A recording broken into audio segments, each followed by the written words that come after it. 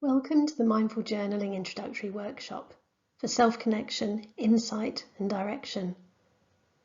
Get yourself comfortable with warm drink, cushions, a blanket or whatever else you need to feel cosy. And don't forget a notebook, paper or your journal and a pen. A little bit about me as you're settling in. I'm Jacqueline.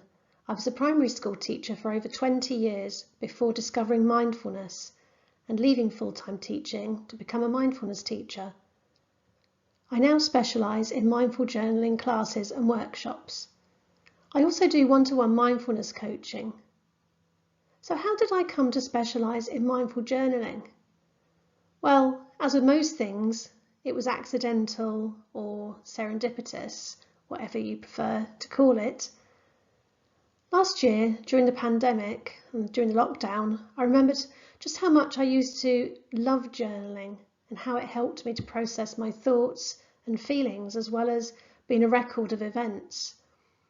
So I began to do a little bit of research and came across Julia Cameron's book, The Artist's Way, which was about dedicating time daily, no matter what, to writing.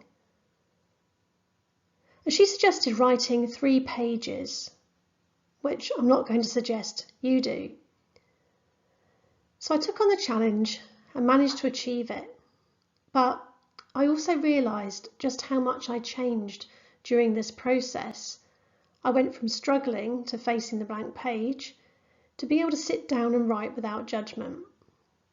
There were days when I didn't know what to write, but I just showed up anyway and wrote, I don't know what to write, I don't know what to write, until suddenly a thought popped into my head and started a stream of consciousness.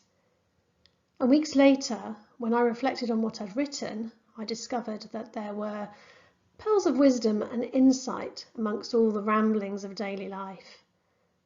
And it helped me to make sense of everything that was going on around me, and also the isolation I felt being away from family. It helped me feel more connected to my inner self through a greater awareness of my thoughts and emotions.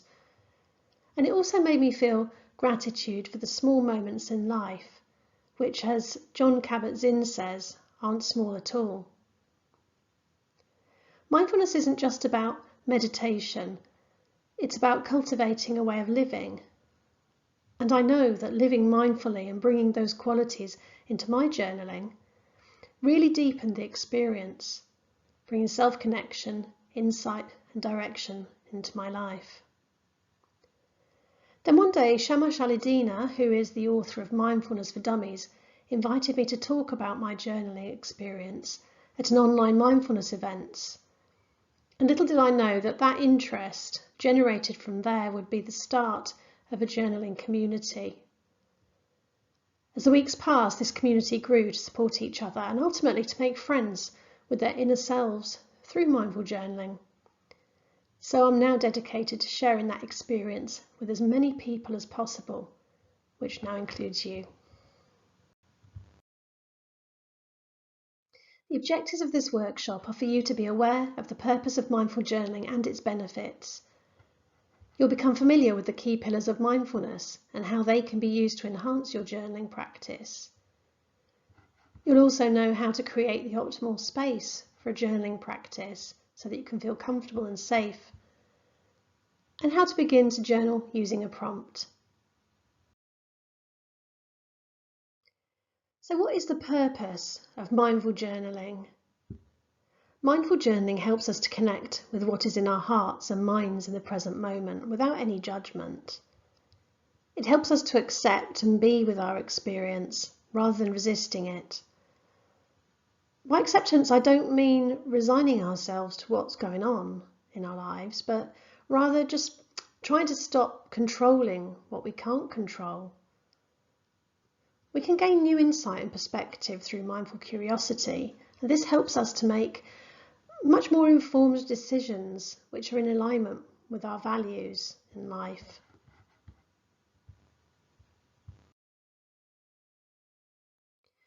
Let's take a look at some of the benefits of mindful journaling in a little bit more depth. So self-connection.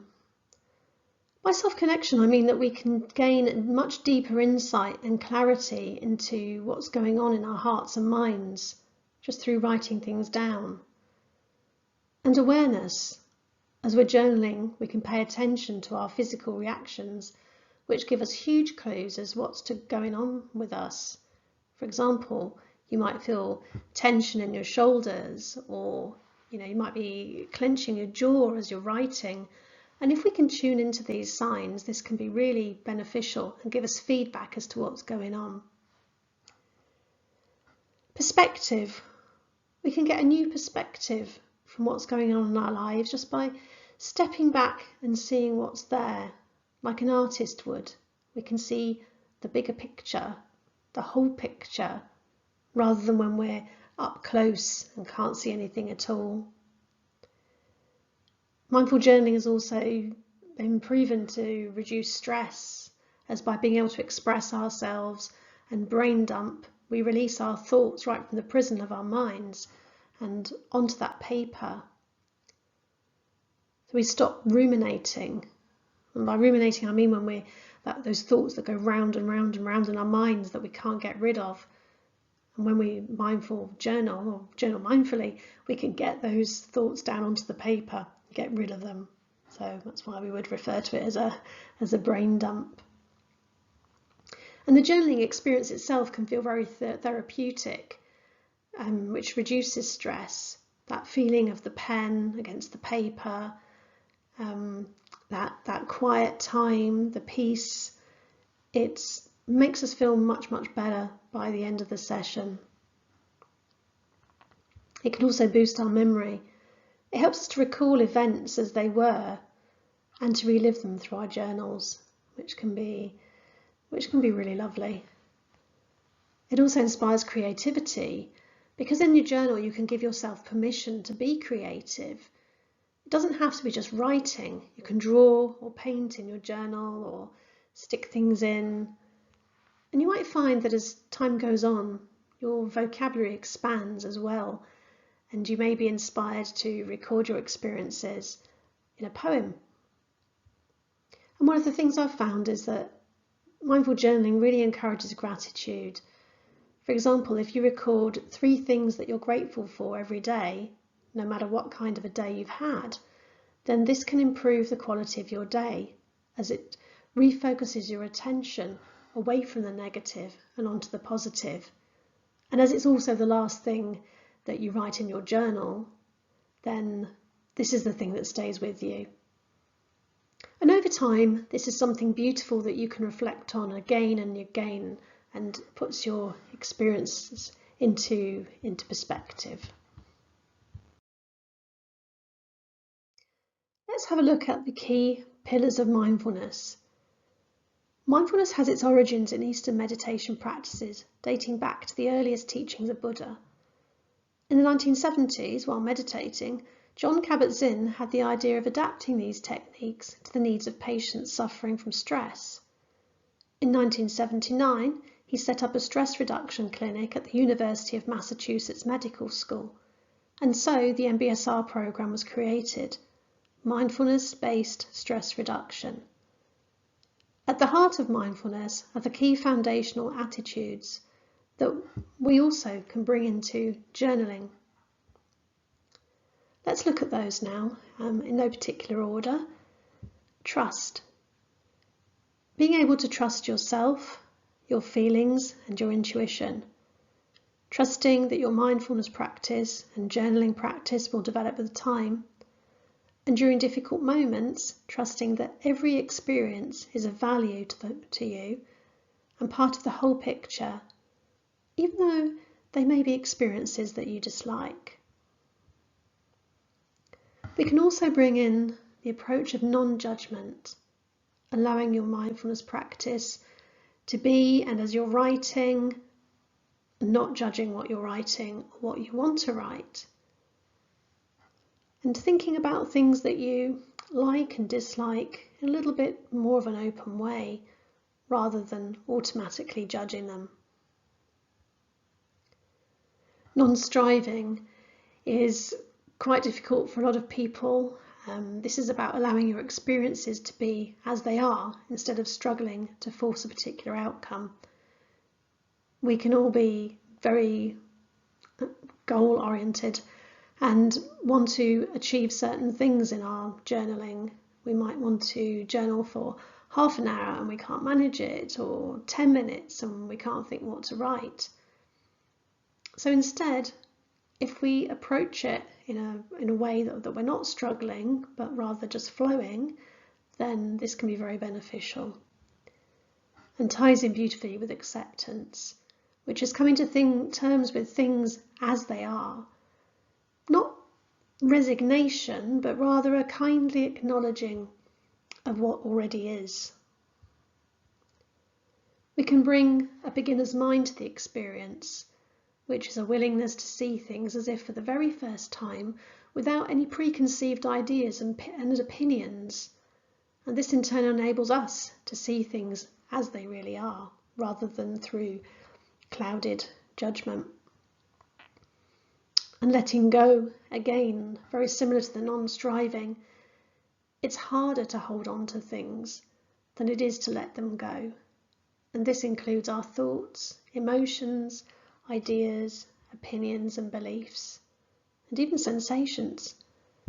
We can observe them, explore them, and then let them go. At the same time, we can have curiosity, which is similar to the beginner's mind. We can observe and question just as a child would, with wonder. And in this way we can explore our minds and hearts and discover more about ourselves. And one of the important ones is kindness and self-compassion. If we can bring kindness to that journaling practice, a warm friendliness, then we will be more relaxed and able to write more and to discover more about ourselves. And patience. We can't rush the natural flow of things no matter how much we want to, but we can allow ourselves to be open to each moment as it arises. If we can cultivate these attitudes in our journaling and our lives, then we can reduce the amount of stress. We can live our lives in the present moment and show kindness and compassion towards ourselves and others. Finding flow. Everybody has this idea that they're going to begin to journal and that the words will come flowing onto the page with ease. And people start to talk about being in the flow. Well, what does this actually mean? Well, we associate flow, that word flow, with water. And when we get into a state of flow with any activity that we do, then I suppose that in a way we are a little bit like water because we're flowing. We find that we're fully immersed in what we're doing. We feel a sense of energy flowing through us, and we have a complete focus on what we're doing. And with this focus on what we're doing, we become less self-conscious. And above all, we can lose sense of time and space. And if you've ever had that feeling that you've looked up from something that you're enjoying and the time has passed quickly, then you've probably been in a state of flow. But finding flow isn't easy, especially when we first start journaling. But once we do find ourselves entering a state of flow, then this is when our greatest insights can occur. But how do we get into that stage when we're starting at a blank page with no idea of what to write? Well, one method is what I mentioned earlier as used by Julia Cameron, which is the stream of consciousness. This is where we start writing and keep going. But as I know this can be very intimidating, especially if you're a beginner, I suggest that we look at prompts. Prompts get us over the fear of what to write. So this is what I use to start clients off on their journaling journey. People are very frightened of the blank page, and it can be really intimidating. In my 6-week journaling course, we do look in more depth at the free flow journaling. This is basically where, as I said before, where you pick up a pen and start to write the first thing that comes into your head and keep going. But today, to better guide you, we'll begin with a prompt. But just before I introduce you to the prompt, I'd like to mention another factor that is important when you're journaling, which is creating a safe space. It's important to feel safe and comfortable when journaling. For example, you may feel very safe sitting in the corner of a busy cafe with a coffee in your journal, but other people would find this intimidating, and they may prefer the comfort of home. Wherever it is, it can be a place where you won't be interrupted, somewhere you can make yourself comfortable with cushions and a blanket if you need it, and perhaps even lighting a scented candle or having fairy lights can add to the atmosphere. I also recommend writing by hand if possible, as this helps a heart-hand connection and it apparently activates more parts of the brain than typing. I think the very sensation of writing by hand can feel very rhythmic. It's therapeutic and calming.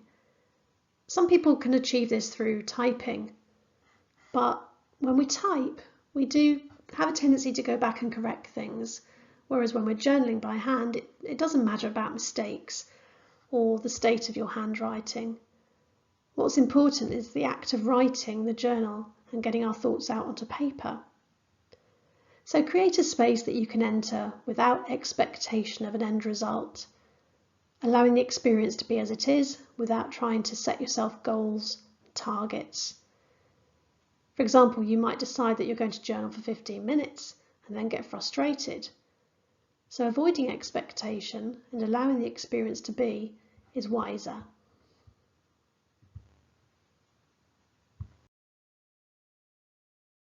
Okay, so let's get into the exercise. You can pause the video if you need to get yourself comfortable or if you need to grab your journal and pen and paper. Okay, so if you're ready, there are 2 prompts to choose from. The first is what I love about my life, and the second is my ideal way to spend the day. You can choose either of these prompts. We'll begin by settling ourselves into the present moment and calming our minds and bodies with a very short grounding meditation called the 3-step breathing space. And by the way, this can also be used during difficult moments throughout your day. So we're going to get ourselves comfortable now and do the 3-step breathing space. Settling in and taking a couple of deep breaths. And this 3-step breathing space can ground us, can calm us, and can bring us into the moment. You can gently close your eyes if you wish, or allow your gaze to soften at a point in front of you. So taking another deep breath in through your nose and allowing the air to escape out through your mouth. Feeling the tension draining away, melting away, and bringing your awareness to the room, sounds in the room, maybe the smells in the room.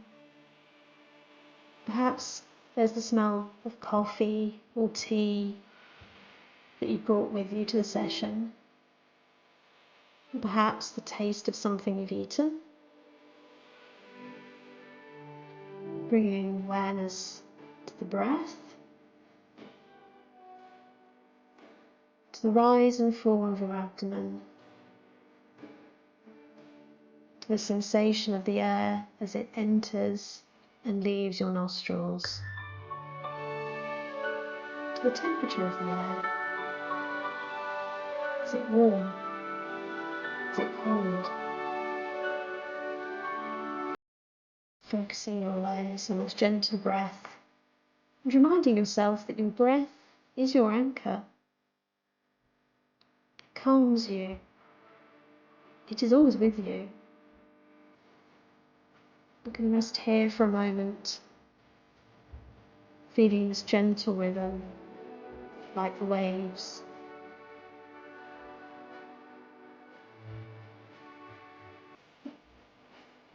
Now I invite you to move your consciousness to the room around you again,